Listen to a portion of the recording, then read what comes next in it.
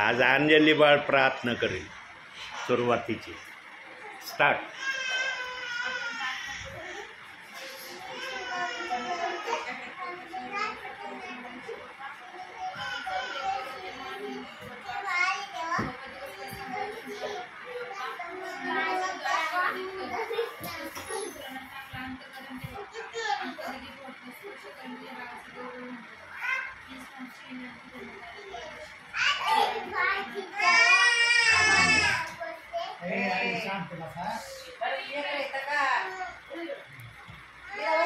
प्रियांनो, आपल्या जीवनामध्ये प्रभू येशू ख्रिस्ताचं कार्य नाही तर आपल्या जीवनाला काही किंमत नाही। आपल्यामध्ये जर पवित्र आत्मा कार्य करत नाही तर आपल्या कोणत्याच गोष्टीला कोणताच अर्थ राहत नाही। आणि अंतिम समय असा आहे, अंतिम समयात पवित्र आत्मा येणार पण आहे आणि पवित्र आत्मा जाणार पण आहे।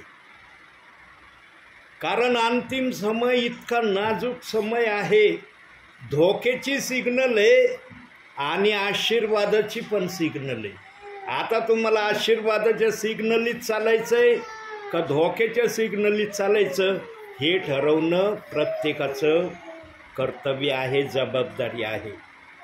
आणि जर एखाद्याला वाटत असेल की मला आशीर्वादामध्ये चालायचंय, मला सुख समाधानामध्ये देवामध्ये राहायचंय, तर त्या व्यक्तीजवळ बायबल वाचन करणे, प्रार्थना करणे याशिवाय पर्याय नाही।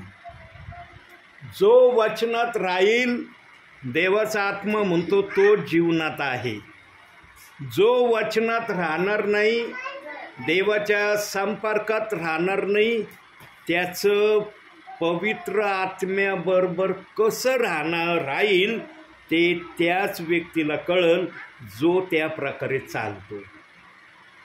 आणि देवाची जी अखिल पृथ्वीवर त्याच्या नावावर विश्वास ठेवणाऱ्यांकडं काय अपेक्षा आहे बघूया जरा वचनातून। आता देवाची अपेक्षा काय आहे? इफिसकरस पत्र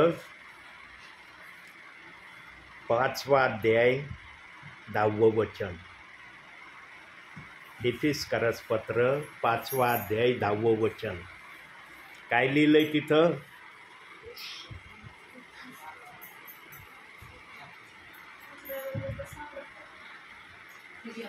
कोणतं मला पुस्तकाचं नाव सांगा ना। 5वा अध्याय 10वं वचन। प्रभूला काय पसंत आहे हे पारखून घ्यायचं। प्रभूला काय पसंत आहे हे पारखून घ्या। मनुष्य आज इतका दुर्बळ आहे की मनुष्याला प्रभू परमेश्वराला काय पसंत आहे ते पारखून घेण्याची देखील क्षमता मनुष्यामध्ये नाही। म्हणून देवाने आम्हाला हे पवित्र शास्त्र दिलंय, याच्यात बघा मला काय पसंत आहे आणि काय पारखून घ्यायचं ते मी याच्यात दिलंय। पण आज किती जण यामध्ये पाहत आहेत आणि करीत आहेत? किती जणांना वाटतं की मी याच्यामध्ये बघतोय आणि चालतोय?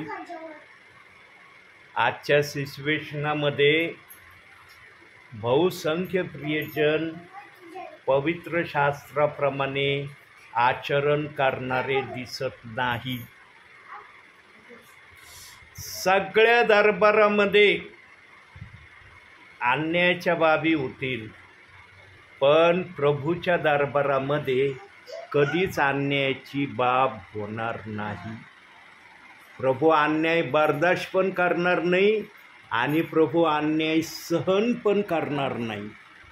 इथं खरा म्हणजे खराच न्याय आम्हाला मिळेल आणि त्या खऱ्या न्यायामध्ये आम्ही यावं म्हणून देवबाप सेवकांना आज विश्वासणाऱ्यांकडे पाठवतो। आलो मी तुमच्याकडे, पाहतात ना? मला फोन केला होता का? नाही ना? का नाही केला? माझे पैसे लय जास्त गेले असते मोबाईलचे. प्रियांनो, यासाठी फोन नाही करत मी. अचानकपणे आमचा प्रभू येणार आहे. लिहिलंय ना, तो अचानकपणे आम्हाला दिसणार आहे, चोरासारखा येणार आहे. का येणार आहे असा प्रभू? प्रभूंनी अख्खं पवित्र शास्त्रात आम्हाला सावधान केलंय, पण प्रभूंनी त्याच्या येण्याविषयी आशा दुविधेच्या वाक्याने आम्हाला वाट बघायला का लावली? प्रभू का सांगू शकत नव्हता की मी अशा अशा समयात, या वर्षी, या वेळेला तुम्हाला दिसणार आहे? प्रियांनो, देव बाप्पाने जर आपला ठरलेला वेळ, ठरलेलं वर्ष आणि ठरलेली डेट जर सांगितली असती ना, तर हर मनुष्याने हर प्रकारचं वाईट केलं असतं. पण ज्या दिवशी प्रभूचं येणं होणार आहे, त्या दिवशी मात्र धुतलेल्या तांदळासारखं तो प्रभू समोर स्वतःला त्याने सादर केलं असतं. आणि मग जे 2 चोर होते, किती वाईट होते का चांगले? ते कोणता गुण होता त्यांच्यामध्ये चांगल्यापणाचा? काहीच नव्हतं. पण आमच्या प्रभूंनी त्याला आशीर्वाद दिला. एकाला आशीर्वाद दिला, एक आशीर्वादाविना राहिला. बरोबर.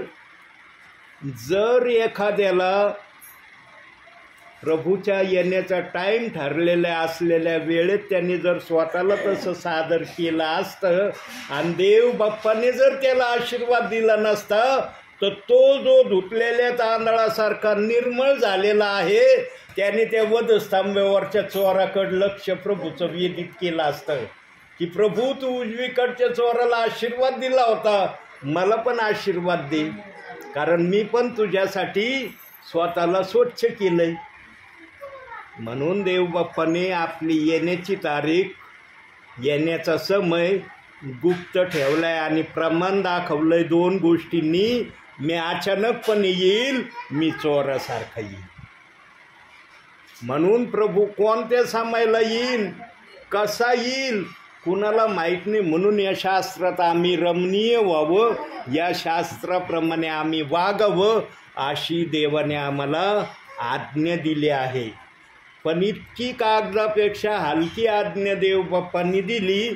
या आज्ञेमध्ये किती जण आहेत आज? किती जण आहेत? प्रियांनो, एक गोष्ट लक्षात ठेवा, पवित्र आत्मा कुणाला घाबरत नाही आणि पवित्र आत्मा बोलायला पण भीत नाही. ध्यानात ठेवा, पवित्र आत्मा जे पण सांगतो ना, मनुष्याच्या भावी जीवनाला सुधारण्यासाठी सांगतो. आज 2 गोष्टी आपण प्रामुख्याने देवबाप मला दाखवू राहिलाय आणि ते मी सांगितल्याशिवाय राहणार नाही. 1 कोरिन्थीकराचं पत्र 11वा अध्याय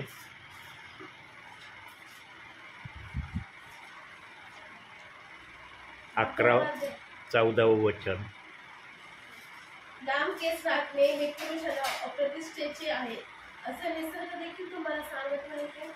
किती जण आज प्रभूवर विश्वास ठेवणारे लांब केस राखीत नाहीत?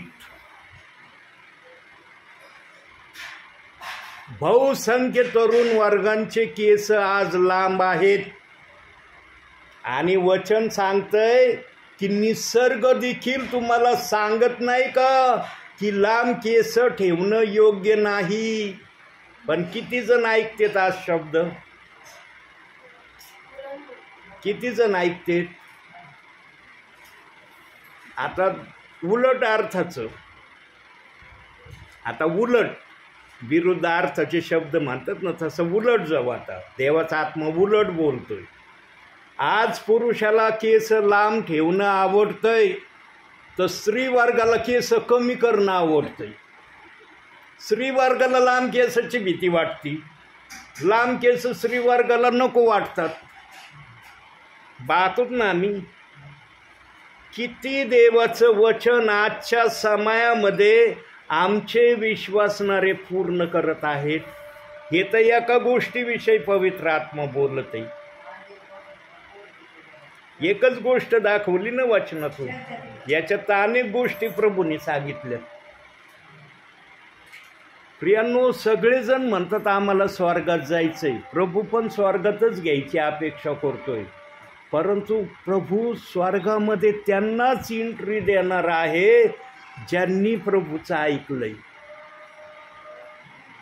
त्याच्या दरबारामध्ये दुधाचं दूध आणि पाण्याचं पाणीच होणार. तिथं दुधाला पाणी आणि पाण्याला दूध प्रभू कधीच करणार नाही.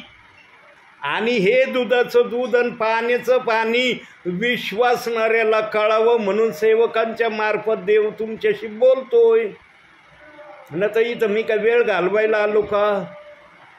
मला काही काम नाही म्हणून चला यांचा वेळ खराब करायला मी जातो आता, अशा अनुषंगाने आलोय.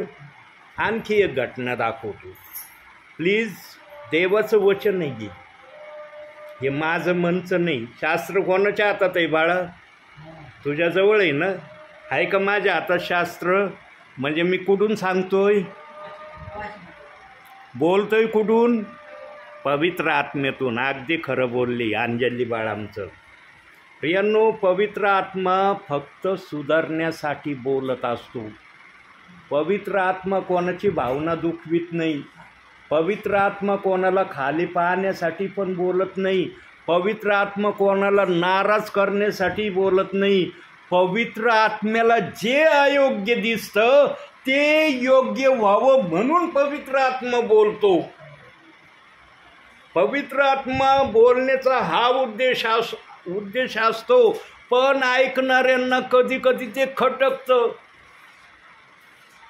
त्यांची बुद्धी लगेच त्यांना वाईटकडे घेऊन जाती. मनुष्याला चांगल्यापेक्षा वाईट ना ताबडतोब त्यांच्या ध्यानात येतो. वाईटाचा विचारच केला जात नाही, पण चांगल्याला 10 वेळेस तपासलं जातं, बरोबर आहे का, बरोबर आहे का. प्रियांनो, हा अंतिम समय आर या पार होण्याचा समय आहे. एक तर तुम्ही मंदिरात याल, एक तर तुम्ही मंदिराच्या बाहेर राहाल. हा तो समय. आणि या समयातले जे संदेश आहेत ते अतिशय तोला मोलाचे संदेश आहेत. विश्वासणाऱ्यांना असं वाटू नये काय नाही, आम्ही पहिल्यापासून संदेशच ऐकतो, आजही संदेशच ऐकतो. त्या संदेशामध्ये फरक होता, या संदेशामध्ये फरक आहे. हा संदेश आजच्या समयातला जर ऐकला आणि त्याप्रमाणे आपल्या जीवनाला सुधारलं तर तुमचं स्वर्गामध्ये जाणं अतिशय सोपं होणार आहे. पण अंतिम समयामध्ये ऐकलं नाही, तिथं गेल्यावर बघू. प्रभूला एवढं तर म्हणता येईल, मी विश्वास ठेवला होता प्रभू तुझ्या नावावर, तू येईपर्यंत तुझ्या नावात राहिलो मी. पण प्रभू जर म्हणला माझ्या नावात राहिले, पण मी सांगितलं त्याप्रमाणे केलं का? काय उत्तर देईन आत्मा? प्रियांनो, आपल्या आत्म्याला बोलण्यासाठी जागा ठेवा. तुमच्या शरीरातला आत्मा बाहेर निघला ना, त्याने कधीच देवाच्या समोर शांत राहावं अशी प्रक्रिया करू नका. त्या आत्म्याला प्रभूला बोलता आलं पाहिजे, प्रभू तन तुझ्यासारखं तर कुणी बनू शकत नाही या जगातला व्यक्ती, पण तुझ्या वाटेवर चालण्याचा मी प्रयत्न तर करत होतो.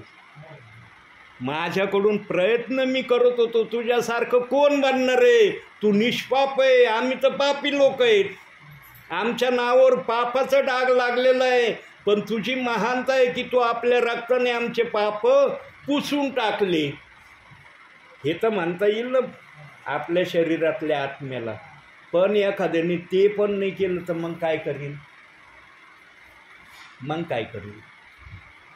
हे होऊ नये म्हणून या दासाला प्रभू प्रत्येक ठिकाणी सांगतो, जा बाळा, तिथं गेल्यावर काय करायचं ते मी सांगेन.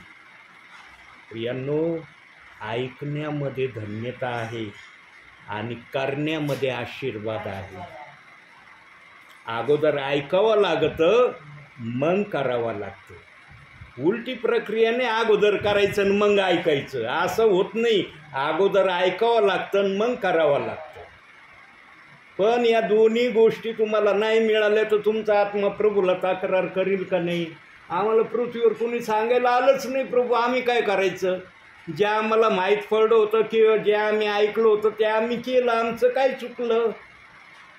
ही प्रक्रिया होऊ नये म्हणून अंतिम समयात देवबाप काही विश्वासणाऱ्यांना, काही परिवारांना जाग करणार आहे. आणि ते जाग करणं वचनातून असणार आहे. देवबाप जाग कशातून करणार आहे? वचनातून, माझ्या बुद्धीतून नाही. अहो, पवित्र आत्म्याचं वचन बुद्धी सॉल्व करील का?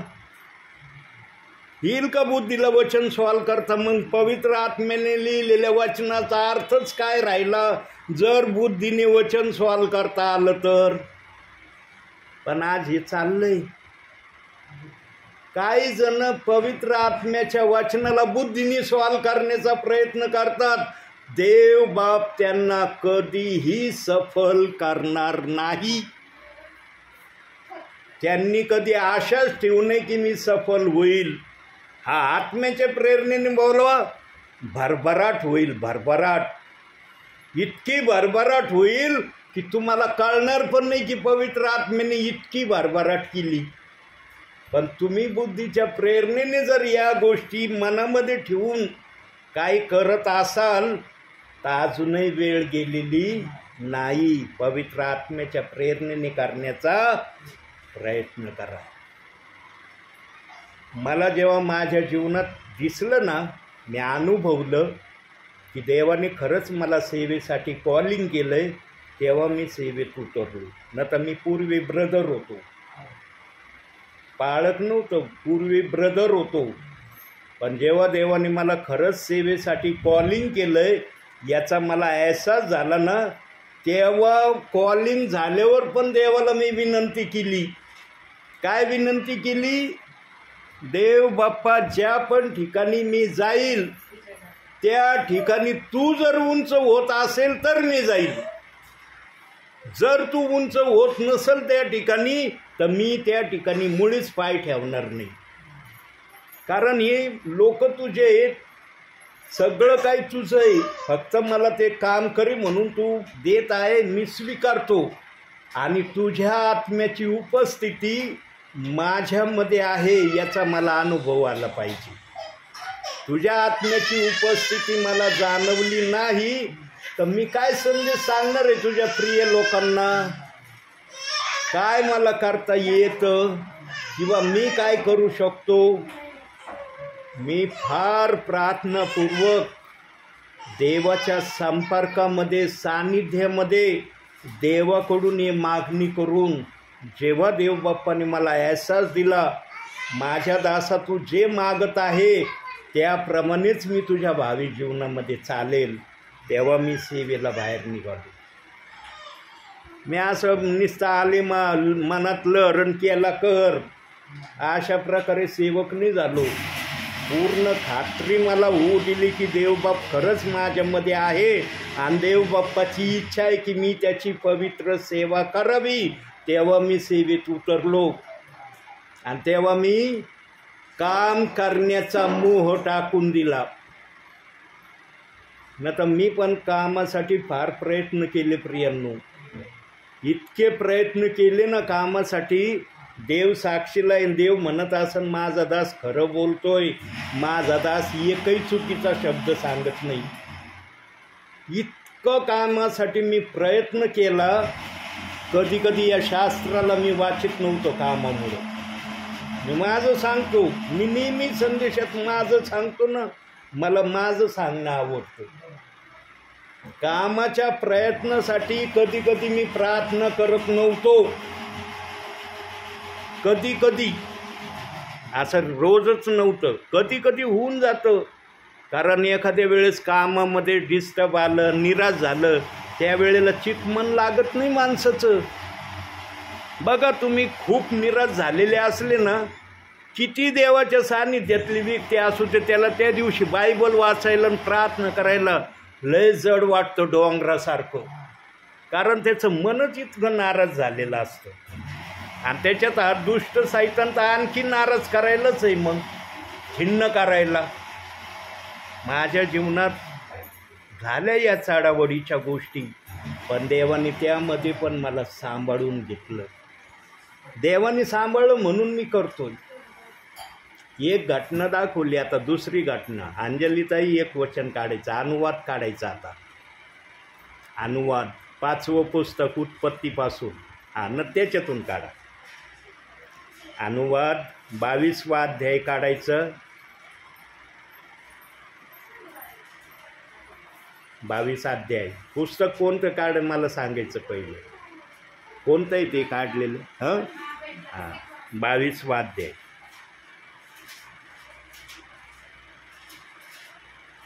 22 अध्याय काढा. 5वं वचन वाच बाळा.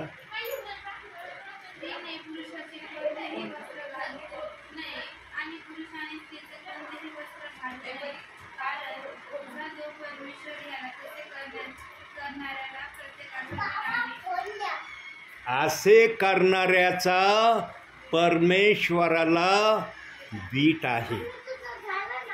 आजच्या भावी जीवनामध्ये दिसतंय का असं? आजच्या वर्तमान काळामध्ये वचन जे सांगतंय त्या वचनाप्रमाणे दिसती का आजची परिस्थिती? सांगा. हर विश्वासणारा म्हणतो मी स्वर्गात जाणार रे. जर त्याप्रमाणे वागले नाही तर न्यायाधीश विचारल्याशिवाय राहील का नाही? वचन तुझ्याजवळ होतं, वचन सांगणारा सेवक तुझ्याकडे येत होता, सेवकाने वचनातून दाखवलं होतं, तरी तू तसं नाही केलं. होईल का जाणं स्वर्गामध्ये? पण आजचा विश्वासणारा लय छाती ठोकून म्हणतो मी स्वर्गात जाणार आहे. इतकं सोपं जर स्वर्गात जाणं असतं ना प्रियांनो, तर प्रभूला पवित्र शास्त्र द्यायची गरजच नव्हती. प्रभू म्हणला असतं यांचं जाणं सोपं आहे, कशाला पवित्र शास्त्र देऊ? हे पवित्र शास्त्र स्वर्गात घेऊन जाण्याचा सोपा मार्ग पण आहे, आणि हे पवित्र शास्त्र स्वर्गात न जाण्याचा कठीण मार्ग पण आहे. आता तुम्हाला कठीण मार्गात चालायचं आहे का सोप्या मार्गात चालायचं हे तुम्ही ठरवायचं. यांनो सोपं नाही आहे स्वर्गामध्ये जाणं, अतिशय कठीण आहे स्वर्गामध्ये जाणं. त्या पवित्र नगरीमध्ये पवित्रच व्यक्तीचा समावेश होणार आहे. अमंगळ व्यक्तीला तिथं मुळीच जागा नाही, थारा देखील नाही. पण ज्यांची नावं जीवनाच्या पुस्तकात आहे, प्रभू त्यांना स्वर्गात घेण्यासाठी मजबूर आहे. कारण पृथ्वीची स्थापना होण्या अगोदर त्यांची नावं प्रभूने लिहिली जीवनाच्या पुस्तकात. ज्यांची नावं जीवनाच्या पुस्तकात लिहिली त्यांना प्रभू स्वर्गात येण्याची संधी देईल की हे ऐका आणि याप्रमाणे वागा. जर त्यांनी ऐकलं नाही, वागले नाही, तर मग प्रभू न्याय तर करणारच आहे. त्यांनी सांगितलं ना मी प्रत्येकाचा न्याय करणार आहे. न्यायाच्या प्रक्रियेत जायचं का न्यायाच्या प्रक्रियेत नाही जायचं हे ठरवणं मनुष्याच्या हातात आहे. कसं आहे वचनातून बघू. आता 2 वचनं काढू त्यासाठी. योहान शुभवर्तमान 5वा अध्याय 24वे वचन. मी तुम्हाला खचित सांगतो, जो माझे वचन ऐकतो आणि ज्याने मला पाठविले त्याचा विश्वास ठेवतो त्याला सार्वकालिक जीवन प्राप्त झाले आहे आणि त्यावर न्यायाचा प्रसंग येणार नाही. तो मरणातून जीवनात पार गेला आहे. बघा, त्याच्यावर न्यायाचा प्रसंग येणार नाही. म्हणजे या ठिकाणी देवाचा आत्मा म्हणतोय की या प्रियजनांचं जो कुणी वचन ऐकतो आणि त्याप्रमाणे करतो त्यांचा न्याय होणार नाही. वचन सांगतंय, सुरुवातीला सांगितलं जो वचन ऐकतो आणि त्याप्रमाणे करतो त्याला सार्वकालिक जीवन तर दिलंय, पण त्याचा न्याय मी करणार नाही. पण आता दुसरी बाजू बघू, न्याय होणारीची. योहान काढलंय ना, 12वा अध्याय काढायचा. आता 48वं वचन वाचायचं. 12वा अध्याय 48वं वचन. जो मला अभेदितो व माझ्या वचनांना स्वीकार करीत नाही, त्याचा न्याय करणारा एक जण आहे, जे वचन मी सांगितले ते शेवटच्या दिवशी त्याचा न्याय करेल. वचनाप्रमाणे नाही ना वागला बाळा तू, वचनाप्रमाणे तुझा न्याय होणार, म्हणून तिथं तसा शब्द दिलाय. वचनच त्याचा न्याय करणार आहे. तू वचन ऐकायचा, केलं का वचनाप्रमाणे नाही ना, मग वचनच तुझा न्याय करील. तू स्वर्गात घेतला जाणार नाही. किती सोपं सांगितलंय प्रभूने वचनामध्ये. स्वर्गात कोण येणार आहे, स्वर्गात कोण नाही येणार, पण असे सांगणारे सेवक नाहीत आज. आज ज्याला त्याला वाटतं प्रभूच्या नावाखाली फक्त मी चमकावा ताऱ्यासारखं. प्रियांनो, ज्यांच्या मनामध्ये ही भावना आहे, हा विचार आहे, हा विचार त्या दासाचा देवबाप कधीच सक्सेस होऊ देणार नाही. देवाने आम्हाला आपल्या राज्यात घेतलंय ना, आम्ही देवाला ताऱ्यासारखं चमकावं म्हणून घेतलंय. आम्ही देवाच्या नावाखाली स्वतः ताऱ्यासारखं चमकावं याच्यासाठी देवाने आम्हाला आपल्या राज्यात घेतलेलं नाही. हा देवाने जर चमकवलं ती देवाची इच्छा राहिली. तो राजांचा राजन, प्रभूंचा प्रभू आहे. त्याला जर वाटलं याला चमकायचं तर त्याला आडवं कोण येणार आहे. प्रभू म्हणतो ना, जे मी बंद केले ते कोणाला उघडता येणार नाही, आणि जे मी उघडले ते कोणाला बंद करता येणार नाही. दिलाय ना शब्द प्रभूंनी. राजा आहे, मालक आहे, त्याला जे वाटल ते करीन, पण प्रभूच्या मनाने झालं पाहिजे ते. प्रभूला आम्ही प्रार्थनापूर्वक सांगणे नाही, तुझ्या नावाखाली मला ताऱ्यासारखं चमकायचंय. चमकवीन का प्रभू? मग प्रभू म्हणशील, मी तुला आपल्या राज्यात घेतलंय, माझं नाव लोकांना सांगण्यासाठी घेतलंय का तू काहीतरी आहे हे प्रदर्शित करण्यासाठी मी तुला घेतलंय आपल्या राज्यात? विचार करण्याची बाब आहे. म्हणून पवित्र आत्मा आमच्याजवळ असणं गरजेचं आहे. पवित्र आत्मा आहे ना, पवित्र आत्मा बरोबर सांगणार. आणखी एक वचन काढा, प्रगटीकरण 14वा अध्याय 7वं वचन. तो मोठ्याने म्हणाला, देवाची भीती बाळगा व त्याचे गौरव करा, कारण त्याची न्याय निर्माण करावयाची घटिका आली आहे, ज्याने प्रकाश, आकाश, पृथ्वी व पाण्याचे झरे उत्पन्न केले. तर नमन करा. किती जण नमन करतात आज? किती जण नमन करतात? प्रभूने सांगून ठेवलंय, जे काही मी बनवलंय त्या देवासमोर तुम्ही लीन नम्र व्हा, प्रार्थना करा, शास्त्र वाचा. दानियेलाप्रमाणे 3 वेळेस शास्त्र वाचून प्रार्थना करणाऱ्या आजच्या घडीला किती जण आहेत पृथ्वीवर?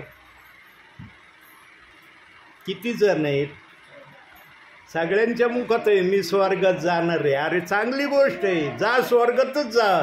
प्रभू पण स्वर्गातच घेण्यासाठी त्यांनी तुम्हाला बोलवलंय, पण त्याने जे सांगितलंय ते तर करा ना. त्याची तर इच्छा पूर्ण करा, की त्याची इच्छा काय आपल्या प्रियजनांसाठी. बघा आता त्याची इच्छा काय दाखवतो. 2 इच्छा दाखवतो. पहिले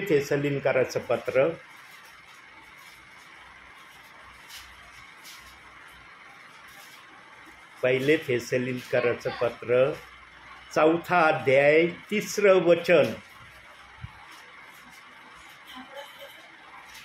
मला पुस्तकाचं नाव सांगा ना. 4था अध्याय 3रं वचन.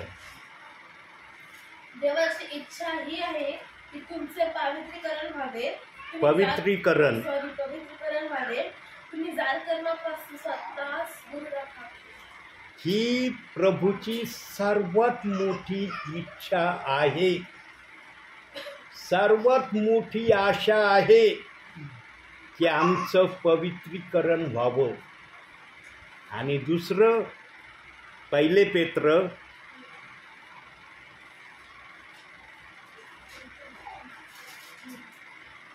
काढलं.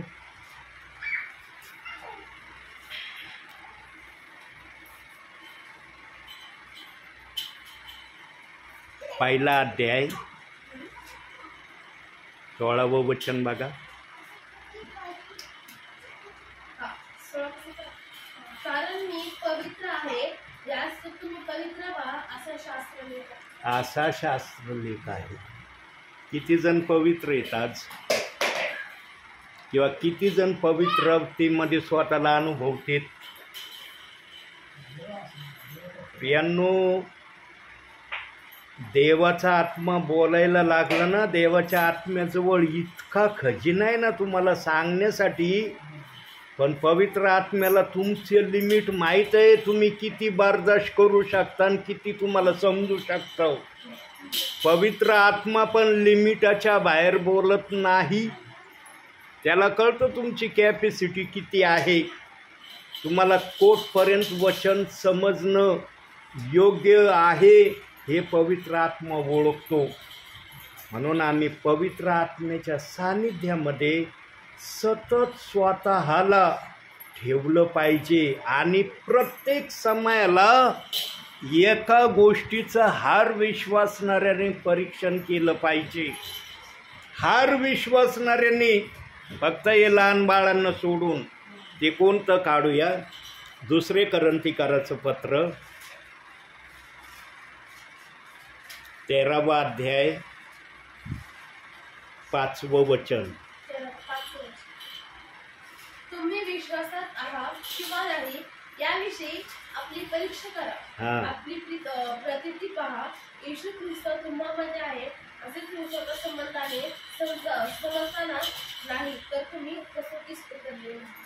स्वतःची परीक्षा करा की मी प्रभूमध्ये आहे का. परीक्षण करा, माझ्यामध्ये प्रभू राहतोय का आणि प्रभूच्या इच्छेप्रमाणे मी वागतोय का. स्वर्गात जाणं म्हणणं फार सोपं आहे, पण वचन जे बोलतंय ना त्या प्रक्रियेमध्ये जर तुम्ही बसलेले नसले तर त्या प्रक्रियेमध्ये बसण्याची तयारी आजपासून करा. आज तुमचा तारणाचा दिवस असू शकतो. आज हर विश्वासणार म्हणतो माझं तारण होऊन गेलंय. ठीक आहे बाबा, तुझं तारण होऊन गेलंय, पण त्या तारणाला तो आपल्या जीवनात जपून ठेवलंय का? त्या तारणाप्रमाणे चालतोस का तू? पवित्र शास्त्रात बघ आणि स्वतःकडे परीक्षण कर की पवित्र शास्त्र जे सांगतंय ते माझ्यामध्ये आहे का. जर नसलं तर तू तारणापासून बळकलेला आहे, तारणामध्ये परत ये. बरोबर आहे ना. जर एखादा बळकलेला असला तर त्याला संधी आहे परत तारणात येण्याची.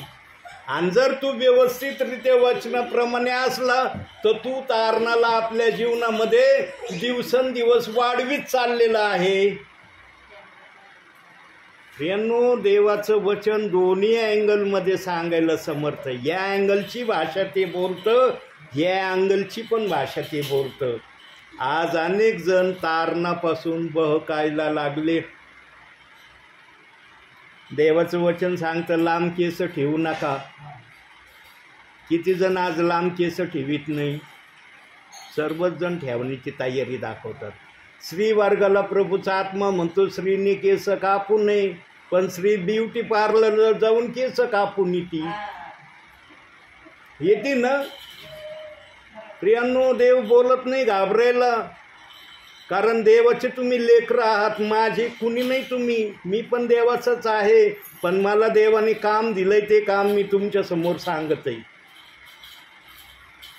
देवाच्या सानिध्यात राहा, तेव्हा देव तुमचा स्वीकार करील, न तर देव नाकारील तुम्हाला. देव म्हणन तू माझ्या सेवकाने पवित्र आत्म्यातून सांगूनही तू ऐकलं नाही, तुला कसं काय घेऊ स्वर्गामध्ये. आणि दुसरी बाब अतिशय धोक्याची सिग्नल दाखवतो आणि इथं मी थांबणार आहे. आता ही धोक्याची सिग्नल दाखवल्यावर थांबणार आहे. प्रेषितांची कृत्य 2 अध्याय 38वं वचन वाचायचं.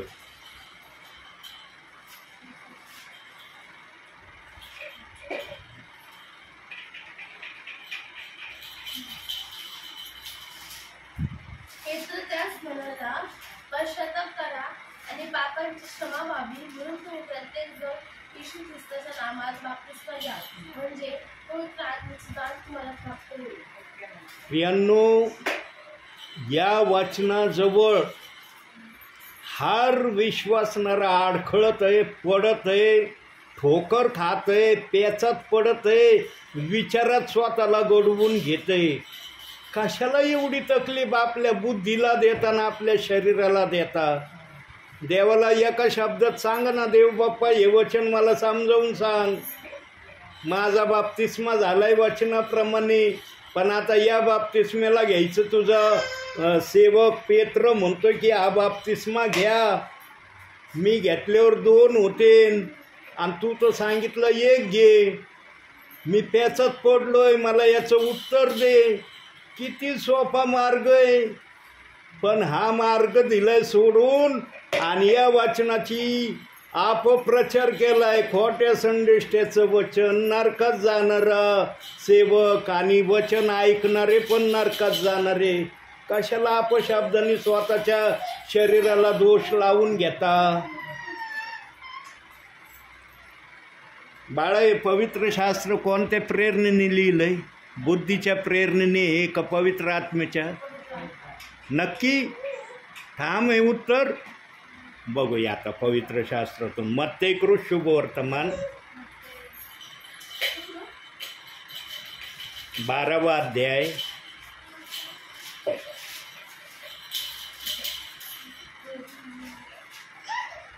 काढला 32वे वचन वाचा. मनुष्याच्या पुत्राविरुद्ध कोणी काही बोलले तर त्याची त्याला क्षमा होईल, परंतु जो कोणी पवित्र आत्म्याविरुद्ध बोले त्याची त्याला क्षमा होणार नाही. त्या युगी नाही, येणाऱ्या युगीही नाही. काय म्हणतंय देवाचं वचन? पवित्र आत्म्याविरुद्ध बोलणाऱ्याला क्षमा नाही. हे जर पवित्र आत्म्याने लिहिलेलं आहे वचन, आणि जर मनुष्याच्या पुत्राने, आता याला लिहिणारा कोणीतरी आहे ना, त्याचं जरी निर्माता लेखक नाव नाही दिलं, पवित्र आत्मा कोण आहे? कोण आहे पवित्र आत्मा? आहे का माहिती पवित्र आत्मा कोण आहे? नाही माहिती? काढा प्रेषितांची कृत्य 16वा अध्याय 7वं वचन.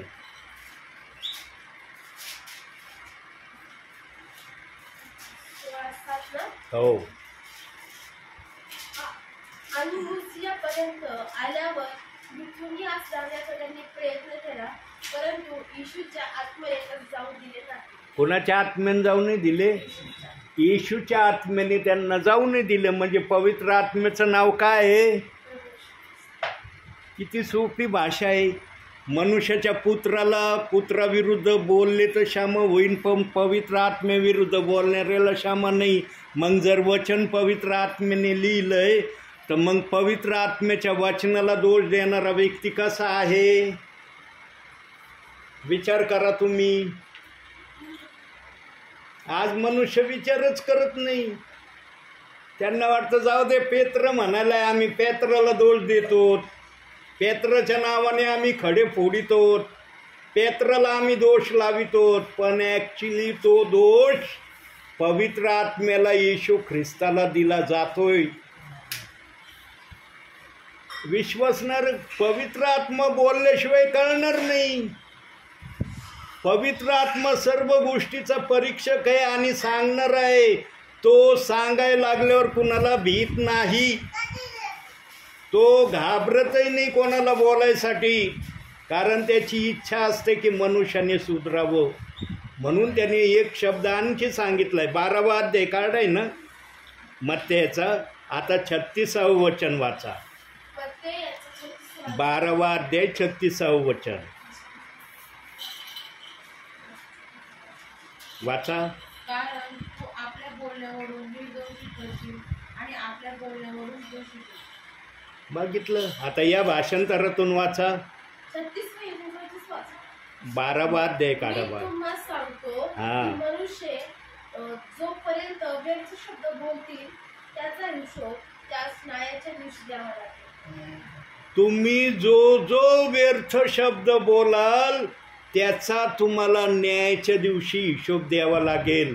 आणि प्रेषित 2:38 वचनाच्या विरोधात जर तुम्ही अपशब्द बोललेले असले, विरोधाचे शब्द बोललेले असले, टोचून शब्द त्या वचनाला धरून दासाला बोललेले असले, तर देवबाप न्यायाच्या दिवशी विचारल्याशिवाय राहील का नाही? म्हणून देवाच्या आसनासमोर दोषी म्हणून उभं राहायचंय का निर्दोषी म्हणून उभं राहायचंय हे ठरवा तुम्ही. ते नावं ठेवतात त्या वचनाला, मी नावं ठेवतो. ही प्रक्रिया आली त्या वचनाविषयी. एकाने नाव ठेवलं म्हणून सगळेच नावं ठेवत आले. एकाने नाव नसतं ठेवलं त्या वचनाला तर कुणी नावच ठेवलं नसतं. आणि हजारो वर्षापूर्वी झालं या वचनाला नावं ठेवण्याचं. हे काय आता 1-2 वर्षात किंवा 10 वर्षात नाही झालं. हजारो म्हणजे इसवी सन 24 पर्यंत प्रेषितांची कृत्ये 2 अध्याय 38व्या वचनाला दोष लावला जात नव्हता. जसं इसवी सन 25 सुरू झालं तेव्हापासून या वचनाला दोष लावणं जे सुरू झालंय ते आजच्या घटकेपर्यंत त्या वचनाला दोष देणं चाललंय. म्हणजे जवळपास 2000 वर्षाच्या घरामध्ये आलोत आम्ही की या वचनाला प्रेषित 2:38 वचनाला विश्वासणारे सेवक दोष लावित आहेत. सांगा प्रियांनो, देवबाप सोडीन का यांना? त्यांनी तर वायदा केला, आकाश पृथ्वी नाही तशी होतील पण माझे वचन नाही तशी होणारच नाही. आणि जो कोणी त्या वचनाला दोष लावतोय त्याचं काय होईल? लय सोपं चाललंय आजच्या विश्वासणाऱ्याला पण सेवकाला पण. त्याला वाटतं मी सेवक आहे, मी डायरेक्ट स्वर्गात जाईन. अरे तुझी तर पहिली तपासणी. काय सेवा केली, कशी सेवा केली, कोणतं वचन सांगितलं माझ्या विश्वासणाऱ्याला? जे वचन तू सांगत होता स्वतः पाळीत होता का अगोदर, का लोकांना सांगत होता आणि तू मनमानीचं जीवन जगत होता? सेवकाचा यासाठी देवबाप पहिला हिशोब घेणार आहे की तू काय केलं सांग अगोदर. विश्वासणाऱ्याला नंतर विचारीन मी, कारण तू जे सांगितलं तेच विश्वासणारे करणार आहे. सांगा, विश्वासणाऱ्यांना माहीत होतं का प्रेषित 2:38 वचनाला दोष लावायचं? कुणी सांगितलं? हे सेवकांनी सांगितलं नाही हे वचन योग्य नाही, हे वचन ओनली जीजस आहे, हे वचन खोट्या संदेशाचं आहे, हे वचन पाळणारा नरकात जाणार आहे. विश्वासणाऱ्याला होती कायची कल्पना? सेवकांनी सांगितलं तेव्हा कळलं ना विश्वासणाऱ्याला. म्हणून पाळक सर्व गोष्टीचा दोषी आहे. म्हणून पाळकाविषयी एक शब्द फार भयानक एचकेलाच्या पुस्तकात दिलाय. तेवढा शब्द बघू आपण. एचकेलाचं पुस्तक काढायचं बाळा.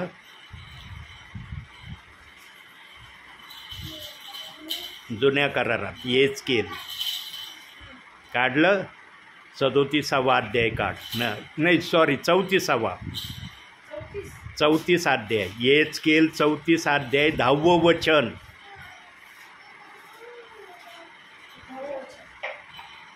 प्रभू परमेश्वर म्हणतो, पहा मी मेंढपाळाच्या विरुद्ध आहे. त्यांच्यापासून मी आपल्या मेंढरांचा हिशेब मागेन. माझा कळप चालण्याची त्यासनी बंदी करीन. त्याला स्वतः चालण्यास मिळणार नाही. मी आपली मेंढरे त्यांच्या तोंडातून सुटलेली म्हणजे आपली ती त्यास भक्षावयास सापडणार नाही. मी मेंढपाळा विरुद्ध आहे, मी सेवका विरुद्ध आहे, मी दासा विरुद्ध आहे. का प्रभू परमेश्वराचा आत्मा म्हणतो? कारण याच दासांनी, याच मेंढपाळांनी, या सेवकांनी विश्वासणाऱ्यांना प्रेषित 2:38 वचना विरोधात शिकवलंय. न तर विश्वासणाऱ्यांना काय माहिती हे वचन कसं आहे काय आहे? एवढे ज्ञानी आहेत का विश्वासणारे? ते जर ज्ञानी असते तर देवाला पाळत ठेवायची काही गरज होती का? मग किती पवित्र आत्मा फोडून सांगतोय. किती सुलभरित्या तुम्हाला समजन अशा भाषेत बोलतोय. यावरून परीक्षा करा प्रियांनो, तुमची जागा कुठं आहे आज. किती स्वर्गाच्या वाटेवर आहे तुम्ही आणि किती स्वर्गाच्या वाटेच्या विरोधात आहे. स्वतः परीक्षण करा. स्वर्गात कोणता दास तुम्हाला नेणार नाही. स्वर्गात तुम्हाला कोणती मिनिस्ट्री घेऊन जाणार नाही. स्वर्गात फक्त तुम्हाला हे देवाचं वचन घेऊन जाऊ शकतं. त्याला जर तुम्ही मानलं, त्याप्रमाणे वागलं तर तुमचं निश्चित आहे स्वर्गात जाणं. अन्यथा तुम्हाला थांबावं लागणार आहे न्यायासाठी. आता न्यायासाठी थांबायचं का न्यायासाठी नाही थांबायचं हे ठरवणं तुमच्या हातात आहे. आणि हे सांगण्यासाठी देवाने मला तुमच्यापर्यंत आणलंय. मी असंच आलो नाही. चला मी सेवक आहे, मला काय कोणत्या घरी जायचं नुसता पासच दिलाय देवानी, चला आज या ठिकाणी जातो, अशा अनुषंगाने आलो नाही. माझ्या देवाचा आत्मा प्रथम या ठिकाणी आला म्हणून तुम्ही सर्वजण बसलात आणि ऐकता. देवाचा आत्मा नसता आला तर तुम्ही म्हणले असते ब्रदर आम्ही लय बिझी लय व्यस्त आहे, आज काय नाही होणार, पुढच्या वेळेला या. पवित्र आत्मा जिथं पण जातो ना सगळ्यांना पहिलं कंट्रोल करतो की तुम्ही असं काही बोलू नये. कारण देवाची इच्छा देव या भूतलावर आपल्या सेवकाकडून पूर्ण करून घेतल्याशिवाय राहणार नाही. म्हणून आज बोलतोय तुमच्याशी. गंभीरतेने घ्या प्रियांनो. या कानाने घ्यायचं आणि या कानाने जाऊ द्यायचं असं करू नका. या कानाने घेतलं ना डायरेक्ट हृदयात उतरू द्या त्याला. हे हृदयात उतरलं ना तर काम करील. पण ह्या कानातून सोडून दिलं ना काय उपयोग होणार नाही. मग बोलायला शब्द राहील नाही. आमच्याकडे येतात दरवेळेस हे दास सांगतात आम्हाला वचन, पण तुम्ही वचन किती घेता, त्या वचनाचा उपयोग तुम्ही किती करता. जे कोणी वचनाचा उपयोग करतं ना प्रियांनो, त्यांच्यामध्ये बदल झालेला मला दिसू राहिलाय. आणि काल कोठी या ठिकाणी एका परिवाराला फोनवरून या गोष्टीचा अनुभव आला. ज्या परिवारात केडगाव या ठिकाणी मी प्रार्थनेला जातो त्या परिवाराला मी फोन लावला. कारण ज्या परिवारात काल मी प्रेरला होतो त्या परिवारातले पण प्रियजन व्यसन करणारे होते. पण अगोदर मला माहिती नव्हतं की ते व्यसन करतात म्हणून. पण नंतर मला त्यांच्याच मुलांनी सांगितलं की यांना मिसरी घासण्याचा व्यसन आहे, सकाळ संध्याकाळ मिसरी घासतात. ये मला नव्हतं माहिती आहे, पण मुलांनी सांगितलं इशाऱ्यांनी.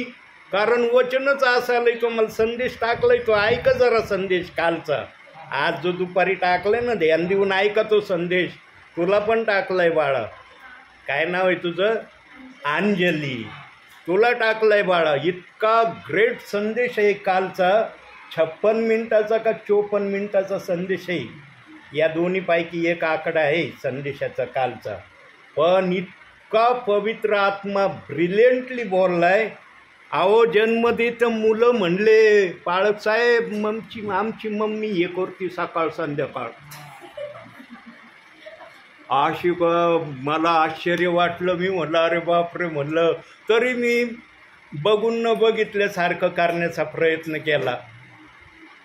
यांनो संदेश असा असला पाहिजे की पवित्र आत्म्याने त्यांना आशीर्वाद दिला पाहिजे. संदेश आशीर्वादासाठी असतो. ह्या कानाने घ्या आणि ह्या कानाने सोडून देण्यासाठी संदेश नसतो. आज बहुसंख्य ठिकाणी असं चाललंय. म्हणून आशीर्वादलेच काही विश्वासणारे आज स्वतःला अनुभवतेत. जे आशीर्वाद संदेशात आहेत ते तुम्ही जीवनात उतरवून दाखवा. आशीर्वाद तुमच्याकडे पळत येतील. तुम्हाला पळायची गरज नाही आशीर्वादाच्या मागं. आज जो तो आशीर्वादाच्या मागं पळू राहिलाय. पण देवाचं वचन सांगता आशीर्वाद तुमच्या मागं पळू द्या, तुम्ही नका त्याच्या मागं पळू. अनुवाद 28 अध्याय 2 वचनात हेच सांगितलंय. प्रियांनो देवाच्या आत्म्याला सर्व माहिती आहे. कोणत्या ठिकाणी काय लिहिलंय, कसं लिहिलंय. मला जरी माहिती नसलं पण पवित्र आत्म्याला तर माहिती आहे ना. मी बोलतोय कुठून? पवित्र आत्म्यातून बोलतोय ना. म्हणून पवित्र आत्म्याला माहीत आहे कुठं हे वचन दिलंय. पण एरवी मला विचारा बरं, मला सांगता येणार नाही लवकर की हे कुठं दिलंय म्हणून. पण पवित्र आत्मा झटपट बोलून मोकळा होतो. कारण पवित्र आत्म्याने हे जर वचन लिहिलंय तर त्याला सांगायची गरज नाही लागत कुठं काय लिहिलंय आणि कुठं काय नाही लिहिलं. प्रियांनो, प्रभू सांगतो त्या वाटेवर चालण्याचा प्रयत्न करा आणि जीवनामध्ये कधीच देवाला अंतर देण्याचं ठरवू नका. जर तुम्ही या 2 गोष्टी पाळण्याचा प्रयत्न केला ना, तुमचं हमखास स्वर्गात जाणं यशस्वी झाल्याशिवाय राहणार नाही. म्हणून आजच्या छोट्याशा संदेशातून देवबाप तुम्हाला आणि मला भरपूर आणि भरपूर आशीर्वाद देव. आमेन.